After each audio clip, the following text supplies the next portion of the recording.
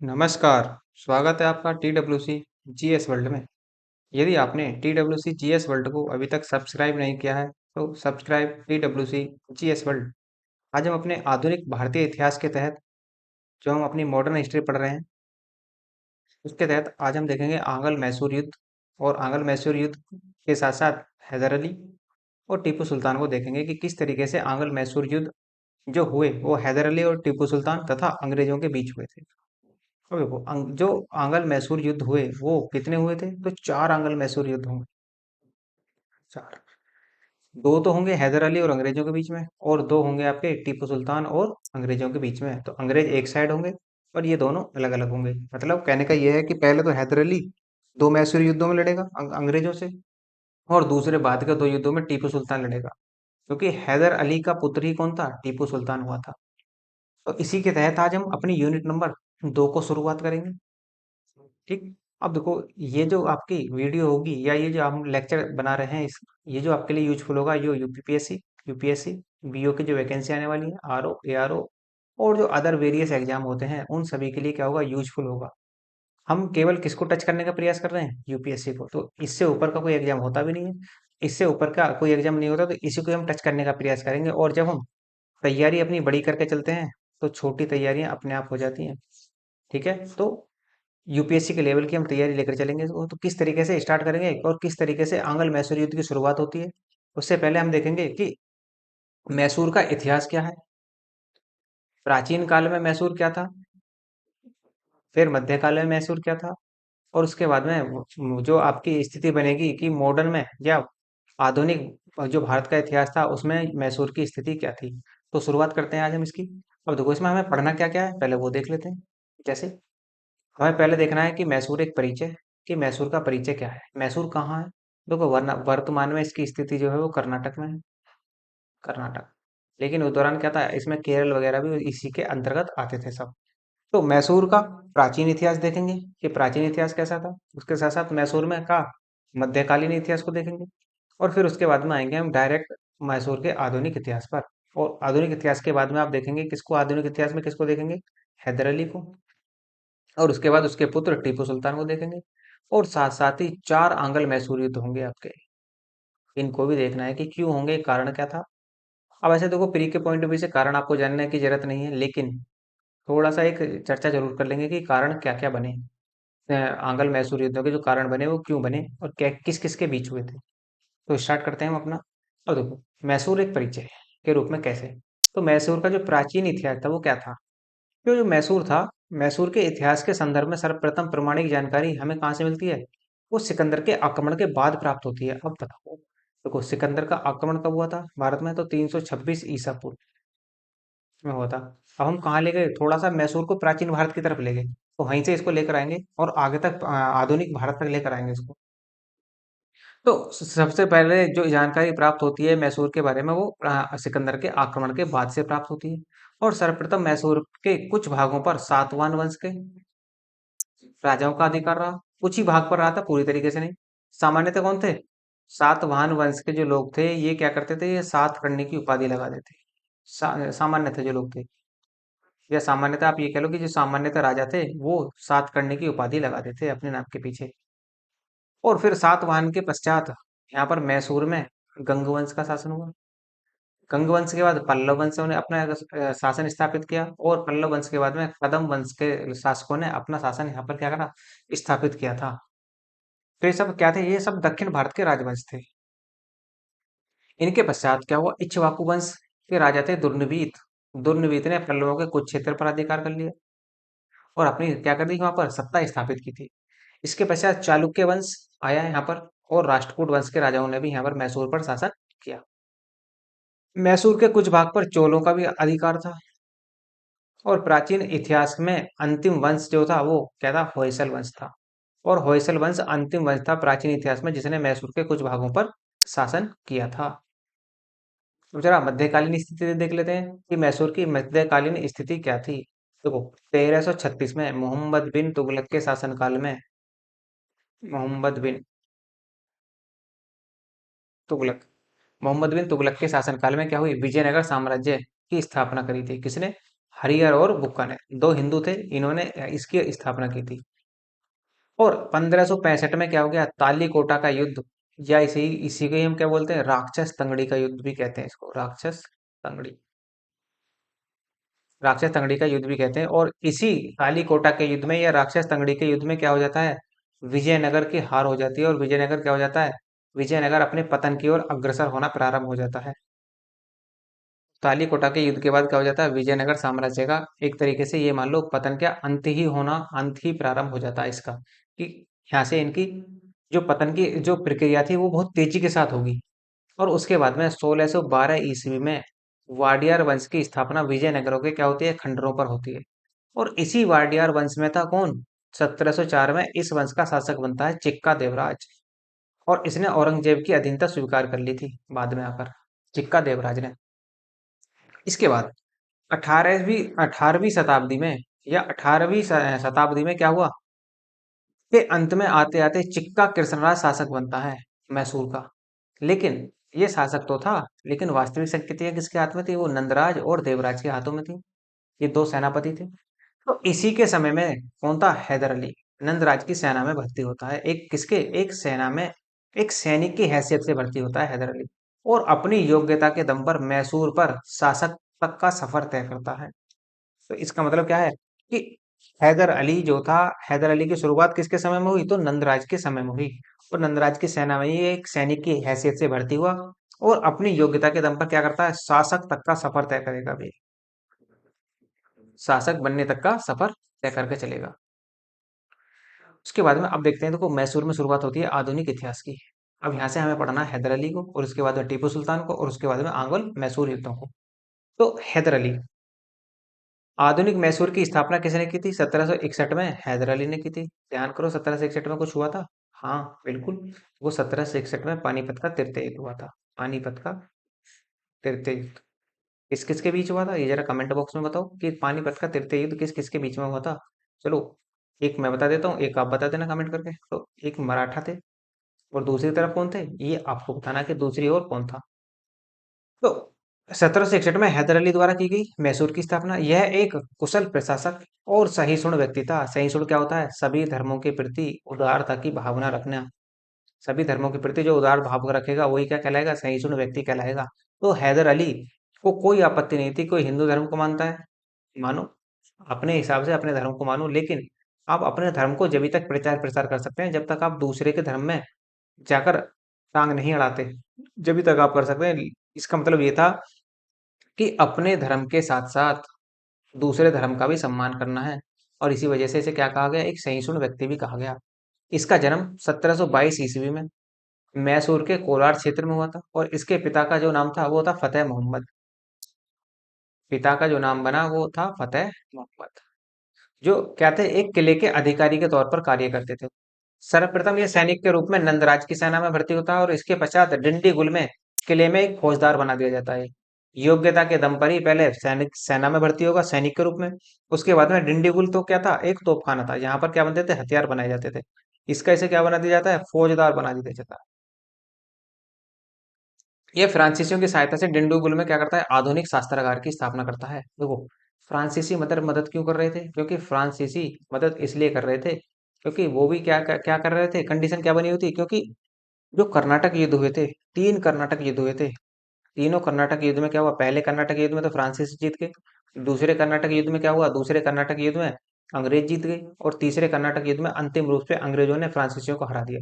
तो डायरेक्टली क्या थी कि संधि होती है बाद में, जो मद्रास की संधि हुई बाद में आकर।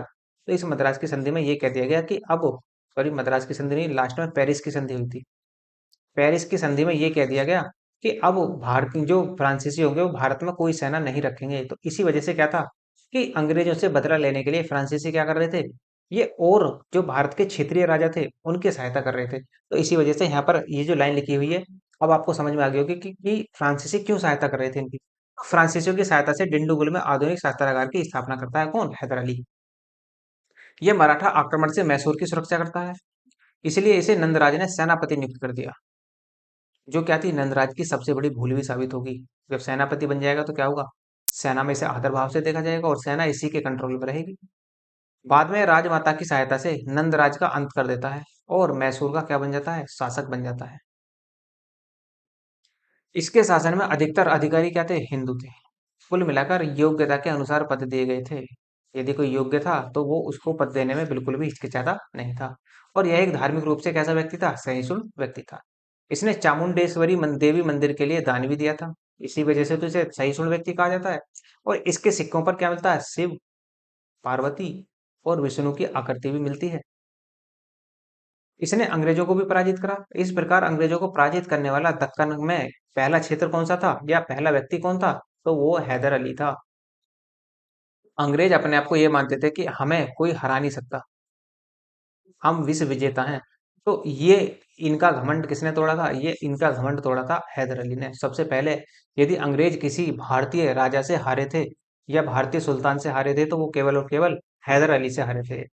और द्वितीय आंग्ल मैसूर युद्ध के दौरान क्या हो जाती है, 1782 ईस्वी में हैदर अली की मृत्यु हो जाती है। कब हुई, दूसरे आंग्ल मैसूर युद्ध में, जबकि पहला आंग्ल मैसूर युद्ध को क्या करेगा, ये जीत जाएगा।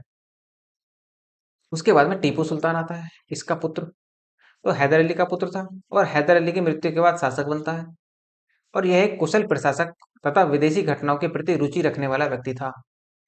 और इसने शासक रहते हुए कई महत्वपूर्ण कार्य भी किए थे, जैसे इसने यूरोपीय ढंग से अपनी सेना का गठन किया। क्योंकि देखो यूरोपियों से ही तो इसे लड़ना था, अंग्रेजों से ही तो लड़ना था, तो इसने अपनी सेना का गठन उसी पद्धति के आधार पर करा जो अंग्रेज चाहते थे। और इसमें इसकी सहायता किसने की, फ्रांसीसियों ने। फ्रांसीसियों ने इसकी सहायता की, इसके फादर की भी सहायता की थी और इसकी भी सहायता करना शुरू कर दिया इन्होंने फिर। मालाबार तथा डिंडीगुल में गोला बारूद का बनाने का इसने कारखाना स्थापित करवा दिया। इसने कृषि क्षेत्र में कई महत्वपूर्ण सुधार किए, जैसे कृषकों को ऋण प्रदान किया गया। अब देखो, जो कोई व्यक्ति कृषकों को ऋण प्रदान करेगा तो क्या होगा, यदि कृषकों को ऋण प्रदान किया जा रहा है तो इससे क्या होगा, कृषि क्षेत्र में एक विकास होगा, अच्छा खासा विकास होगा। इससे क्या होगी, खेती भी अच्छी होगी। और यदि खेती अच्छी होगी तो किसान भी खुश रहेंगे, और किसान खुश रहेंगे तो सरकार को टैक्स भी देते रहेंगे। तो इसी वजह से इसने कृषकों को ऋण प्रदान भी करवाया था। उत्पादन हेतु प्रोत्साहित किया। देखो, ज्यादा उत्पादन होगा तो क्या होगा, ज्यादा सरप्लस होगा, ज्यादा बेचेंगे और ज्यादा टैक्स मिलेगा। किसको, सरकार को, या सरकार को या राजा को ज्यादा टैक्स मिलेगा। तो इसी वजह से कृषि को इसने या उत्पादन को इसने प्रोत्साहन किया था। बीच में बिचौलियों की जो समाप्ति थी उसको समाप्त कर दिया इसने, कि डायरेक्ट आप किसान क्या कर सकते हैं, मंडी में जाकर अपना सामान बेच सकते हैं। बिचौलियों की जो बीच में बिचौलिए होते थे, देखो बिचौलियों की कंडीशन आज भी वही है, आज भी बने हुए हैं बिचौलिए। आप कहीं भी मंडी में चले जाओ तो बिचौलिए वहां भी आपको मिल जाएंगे।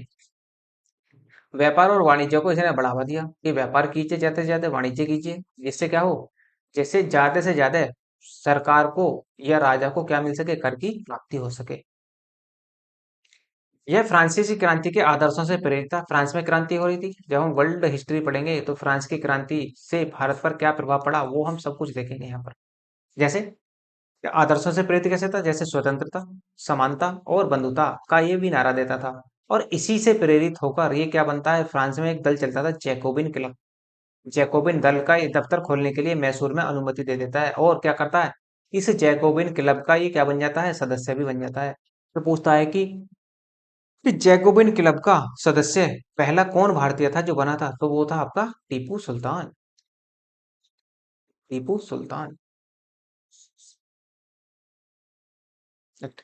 इसने श्रीरंगपट्टनम में स्वतंत्रता का वृक्ष लगवाया था। धार्मिक रूप से टीपू सुल्तान ने अपने पिता की ही तरह सहिष्णु व्यक्ति बना रहा। मतलब ये भी अपने पिता की तरह क्या था, सहिष्णु व्यक्ति ही था। इसने बहुत उच्च पद पर क्या करा, हिंदुओं को पद प्रदान करे थे। अपने फादर की ही भांति इसने भी हिंदुओं को उच्च पद दिए थे। और श्रृंगेरी मंदिर में शारदा देवी की मूर्ति स्थापित कराने हेतु इसने क्या दिया था, धन भी दिया था। श्रीरंगपट्टनम में स्थित इसके दुर्ग में गंगाधेश्वर मंदिर पूजा में किसी प्रकार का व्यवधान उत्पन्न नहीं किया था इसने। जो श्रीरंगपट्टनम में दुर्गा की पूजा हुई थी उसमें किसी प्रकार का व्यवधान उत्पन्न इसने ना तो करा और ना ही होने दिया। अब देखो, जो मैसूर युद्ध होंगे, अब देखो ये सब इनकी क्या थी, शक्ति बढ़ती जा रही थी। हैदर अली और टीपू सुल्तान की क्या थी, शक्ति बढ़ती जा रही थी। और इस बात से क्या थे, अंग्रेज बड़े चिंतित थे। और जब अंग्रेज चिंतित होंगे तो क्या होंगे, युद्ध की घोषणा करेंगे ही करेंगे, और युद्ध करने के लिए ना कुछ बहाना चाहिए था। अब ये बहाना ढूंढेंगे। अब देखो, आंग्ल मैसूर युद्ध के क्या क्या कारण बनेंगे, तो आंग्ल मैसूर युद्ध दक्षिण में अंग्रेजों की व्यापारिक तथा साम्राज्यिक हित से जुड़ा था। इस युद्ध के कारणों को हम निम्न रूप में देख सकते हैं, कैसे। नंबर एक देखो, मैसूर का फ्रांसीसियों से अच्छा संबंध था। अब वो फ्रांसीसी क्या थे, फ्रांसीसी सैनिक सेना तो रख नहीं सकते थे, तो किसी का सहारा ढूंढ रहे थे। तो उन्होंने किसको ढूंढ लिया था, मैसूर को। तो मैसूर को डायरेक्ट हेल्प ना करके क्या कर रहे थे, इनडायरेक्ट तरीके से पीछे से हेल्प कर रहे थे। तो इसी वजह से क्या था, मैसूर का फ्रांसीसी से अच्छा संबंध होने के कारण जिसे अंग्रेज अपने लिए क्या मान रहे थे, हानिकारक मानते थे। क्योंकि यदि आंग्ल मैसूर युद्ध होता तो फ्रांसीसी मैसूर का साथ दे सकते हैं, ये अंग्रेज मानते थे ऐसा। अर्थात मैं आंग्ल मैसूर युद्ध का एक प्रमुख कारण मैसूर का फ्रांसीसियों से अच्छा संबंध होना भी माना जाता है। ये आप ध्यान रखेंगे कि आंग्ल एक आंध्र को किसी भी युद्ध होने का एक कारण नहीं होता, लेकिन एक कारणों में से ये भी एक कारण था कि यदि हैदर अली का अंग्रेजों से युद्ध हुआ तो फ्रांसीसी हैदर अली का ही साथ देंगे। ये कहना चाह रहा है ये आपका। नेक्स्ट है आपका, अंग्रेजों का मालाबार पर नियंत्रण करना। मालाबार क्या था, मालाबार तट था जहां से अच्छा खासा व्यापार होता था। मालाबार का केरल के तट को कहते हैं मालाबार तट। तो इस पर मैसूर युद्ध का एक कारण बनता है। और अंग्रेज मालाबार पर नियंत्रण करके मसालों से व्यापार पर नियंत्रण स्थापित करना चाहते थे। जो मसाले व्यापार होते थे का मालाबार तट से, तो वहां पर क्या होता था, अंग्रेज अपना नियंत्रण करना चाहते थे, जबकि हैदर अली ये मानता था कि जो मालाबार का क्षेत्र है वो हैदर अली के क्षेत्राधिकार में आता है। और जबकि हैदर मालाबार को अपने अधीन मानता था, अतः मालाबार पर अंग्रेजों का नियंत्रण आंग्ल मैसूर युद्ध का एक कारण बनता है। तो पीछे एक कारण बना कि फ्रांसीसियों ने अच्छे संबंध बना लिए थे मैसूर के साथ, जिसे अंग्रेज अपने लिए एक चुनौती मान रहे थे। दूसरा कारण ये बना कि अंग्रेज ये कहते थे कि मालाबार पर से हम व्यापार करेंगे, और जबकि हैदर अली ये मानता था कि मालाबार तट जो आता है वो हैदर अली के क्षेत्राधिकार में आता है। हैदर अली और टीपू ने अपनी सेना का आधुनिकरण किया। आधुनिकरण मतलब जो यूरोपीय पद्धति पर, एक तरीके से ये कह सकते हैं कि यूरोपीय पद्धति पर अपनी सेना को इन्होंने संगठित किया था, और इसमें साथ किसने दिया, फ्रांसीसियों ने। करके अपने राज्य को शक्तिशाली बनाने का प्रयास किया। हैदर और टीपू का यह कार्य अंग्रेजों को पसंद नहीं आया, क्योंकि वे हमेशा ही कमजोर और पिछड़े राज्यों को पसंद करते थे। भाई देखो, यदि कोई क्षेत्र उभर कर सामने आएगा तो एक जो पहले से उभरा हुआ क्षेत्र है वो क्या, उसे वो बात पसंद आएगी। तो जो अंग्रेज थे, अंग्रेज जो अपना क्षेत्र विस्तार कर रहे थे, अंग्रेजों को ये बात बिल्कुल पसंद नहीं थी कि हैदर अली और टीपू सुल्तान अपना क्षेत्र विस्तार करें, और पसंद करते थे। अतः मैसूर की सेना का आधुनिकरण करना आंग्ल मैसूर युद्ध का क्या बनता है, एक कारण और बन जाता है। फिर देखो, टीपू की आधुनिक सोच, नए विचार वाली सोच और कई विदेशी देशों से अच्छे संबंध रखना भी अंग्रेजों के लिए क्या था, अच्छा नहीं था, या अंग्रेज अपने लिए उसे भी अच्छा नहीं मानते थे। यह भी आंग्ल मैसूर का एक कारण बनता है। तो जितने भी कारण बताए मैंने आपको, सब के सब क्या है, आंग्ल मैसूर युद्ध के कारण बनते हैं। और इस प्रकार क्या होंगे, आंग्ल मैसूर युद्ध लड़े जाएंगे चार। कौन कौन से होंगे, देखो स्टार्ट करते हैं उन्हें, कौन कौन से होंगे देखो। आंग्ल मैसूर युद्ध, प्रथम आंग्ल मैसूर युद्ध हुआ कब हुआ, तो 1767 से 1769 के बीच हुआ। यहाँ पर जो अंग्रेज गवर्नर था वो कौन था, बैरलेस्ट था। और जो मैसूर का शासक था उस समय हैदर अली था। मैसूर का शासक बनता है हैदर अली। तो इन दोनों के बीच में हुआ। और हैदर अली ने क्या करा, हैदर अली ने अपनी बुद्धिमत्ता का परिचय देते हुए जो मराठे थे, मराठों को अपनी ओर कर लिया इन्होंने। और जब मराठों को अपनी ओर कर लिया और फ्रांसीसी इनका साथ दे रहे थे हैदर अली का, और स्वयं हैदर अली भी शामिल हो जाता है युद्ध में। और इस प्रकार जो बैरलेस्ट था या जो अंग्रेज थे, उनकी संयुक्त सेना को हैदर अली पूरी तरीके से पराजित कर देता है। और जब पूरी तरीके से पराजित करता है तो इसके लिए क्या होता है, मद्रास की संधि होती है बाद में। 1769 में मद्रास की संधि होती है, जिसके तहत क्या होता है कि हैदर अली को या अंग्रेजों को कुछ क्षेत्र हैदर अली को देना पड़ता है। और जिसे ये क्या मानते हैं, अपने लिए अपमानजनक मानते हैं पूरी तरीके से। ये कहा जाता है कि मद्रास की संधि जो थी वो अंग्रेजों के लिए एक अपमानजनक संधि थी। कि क्योंकि यदि किसी ये पहली बार किसी भारतीय सुल्तान से या भारतीय राजा से हारे थे, तो पहली बार किससे हारे थे, हैदर अली से हारे थे। इसलिए ये अपने आप को क्या मानते हैं, जो मद्रास की संधि है ये अपने लिए मान की संधि मानते हैं। और इसी वजह से क्या होंगे, ये फिर से द्वितीय आंग्ल मैसूर युद्ध में कूद पड़ेंगे। अब क्या क्या करा इन्होंने, कूटनीति का प्रयोग करा। 1780 से 1784 के बीच तक युद्ध चले गए। और इसमें जो अंग्रेज जो था, गवर्नर जनरल था, वो यहाँ पर था वारेन हेस्टिंग्स। जब वारेन हेस्टिंग्स था तो क्या हुआ, इसी युद्ध में क्या हुआ, इसी ने कूटनीति का प्रयोग करते हुए जो मराठे थे, मराठों ने अब के हैदर अली का साथ नहीं दिया। और जो हैदर अली का साथ नहीं दिया तो एक तरफा क्या हुआ, हैदर अली अकेला पड़ गया। और इसी दौरान क्या होगा, 1782 में युद्ध करते हुए हैदर अली की मृत्यु हो जाती है। युद्ध क्षेत्र में ही मृत्यु हो जाती है हैदर अली की। और यहीं पर ही क्या होता है, 1782 में ही टीपू सुल्तान इसकी इस युद्ध की बागडोर संभालता है, और 1780 से 1784 के बीच में ये युद्ध चलता है। और इस युद्ध में क्या होता है कि मंगलोर की संधि होती है। मंगलोर की संधि क्यों? क्योंकि देखो हैदर अली मारा जा चुका था, तो टीपू भी युद्ध को आगे नहीं बढ़ाना चाहता था, इसलिए दोनों उन्होंने क्या कर लिया, दोनों ने ही, अंग्रेजों ने भी और जो थे आपका टीपू सुल्तान, उन्होंने दोनों ने संधि कर ली, मंगलोर की संधि। लेकिन वारेन हेस्टिंग जो था वो संधि के पक्ष में नहीं था, बिल्कुल भी। क्यों? क्योंकि युद्ध का जो झुकाव था वो अंग्रेजों की तरफ हो रहा था, दिन धीरे धीरे धीरे। और जब अंग्रेजों की तरफ हो रहा था तो इसलिए वारेन हेस्टिंग ये चाहता था कि युद्ध जारी रहे और इनको यहीं हरा दिया जाए पूरी तरीके से, मैसूर को। लेकिन फिर भी क्या हुआ, मंगलोर की संधि हो जाती है। तो दूसरे आंग्ल मैसूर युद्ध में किसकी संधि हुई? तो मंगलोर की संधि हुई।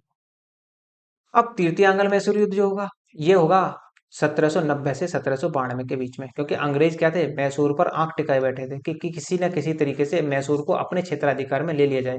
तो यहाँ पर था, गवर्नर जनरल बनकर आया था कार्नवालिस। और ये कार्नवालिस जो युद्ध होगा, जो तृतीय आंग्ल मैसूर युद्ध होगा, वो कार्नवालिस और टीपू के बीच होगा। और टीपू के बीच होगा तो इसमें भी क्या होगा, टीपू की हार हो जाती है इस युद्ध में भी। और जो टीपू की हार हो जाती है तो टीपू को श्रीरंगपट्टनम की संधि करनी होती है। और जो श्रीरंगपट्टनम की संधि हुई तो इसमें टीपू को बहुत सारा अपना क्षेत्र किसको देना पड़ गया, अंग्रेजों को देना पड़ गया। अंग्रेजों को ने एक तरीके से ये मान लो कि टीपू को क्या बना दिया, पंगु बना के रख दिया एक तरीके से, कि अब केवल टीपू जो होगा नाम मात्र का सुल्तान होगा। अब वहां पर शासन कौन करेगा? एक तरीके से इनडायरेक्ट तरीके से शासन करेंगे अंग्रेज। और अंग्रेज फिर भी बाज नहीं है, तो 1799 में इसने इन्होंने क्या कर दिया, चतुर्थ आंग्ल मैसूर युद्ध की घोषणा कर दी। और इस समय जो अंग्रेज गवर्नर बनकर आया था वो था आपका लॉर्ड वेलेजली। और लॉर्ड वेलेजली और प्लस टीपू के बीच में युद्ध होता है। तो देखो इस युद्ध में संधि कोई नहीं होगी, क्यों? क्योंकि इसी युद्ध में टीपू सुल्तान जो था वो लड़ते हुए क्या हो जाता है, वीर गति को प्राप्त होता है, या इस युद्ध में मारा जाता है। तो देखो जब जब राजा ही मर गया, जब सुल्तान ही मर गया, तो क्या हुआ, संधि होने का तो कोई मतलब ही नहीं। इस प्रकार जो था मैसूर था, 1799 में मैसूर को अंग्रेजी साम्राज्य में मिला लिया जाता है। तो ये था आपका मैसूर का, या हैदर अली और टीपू सुल्तान, या आंग्ल मैसूर युद्धों का परिणाम। तो आखिरकार क्या हुआ, आखिरकार ये हुआ कि मैसूर को एक तरीके से अंग बना लिया गया, किसका, अंग्रेजी साम्राज्य का। तो ये आपकी कहानी बनी इसकी। और यदि आपको लगता है कि लेक्चर अच्छा है और इसकी पीडीएफ चाहिए, तो पीडीएफ के लिए आप टेलीग्राम ज्वाइन कर लीजिए। टेलीग्राम यदि आप यूज नहीं करते तो आप व्हाट्सएप पर ज्वाइन हो जाइए। तो वहाँ भी आपको टाइम टू टाइम यहाँ इसकी पीडीएफ मिलती रहती है। और यदि आपको हिस्ट्री की कंप्लीट पीडीएफ चाहिए, हिस्ट्री की कंप्लीट पीडीएफ, या फिर हार्ड कॉपी के रूप में चाहिए, तो आप मुझे मेल कर दीजिए। मेल का लिंक भी आपको डिस्क्रिप्शन में है, तो आपको वहाँ भी पीडीएफ कंप्लीट पीडीएफ प्रोवाइड करा दी जाएगी। और यदि हार्ड कॉपी चाहिए तो 8 से लेकर 10 दिन के अंदर आपके एड्रेस पर वो पहुंचा दी जाती है। और मेल आपको यहाँ भी लिखा हुआ है, यहाँ से भी मेल कर सकते हैं, और डायरेक्ट लिंक भी आपको डिस्क्रिप्शन में मिल जाएगा। और यदि आपको लेक्चर अच्छा लगा हो तो लाइक कीजिए, शेयर कीजिए और सब्सक्राइब करना ना भूलें। Thank you.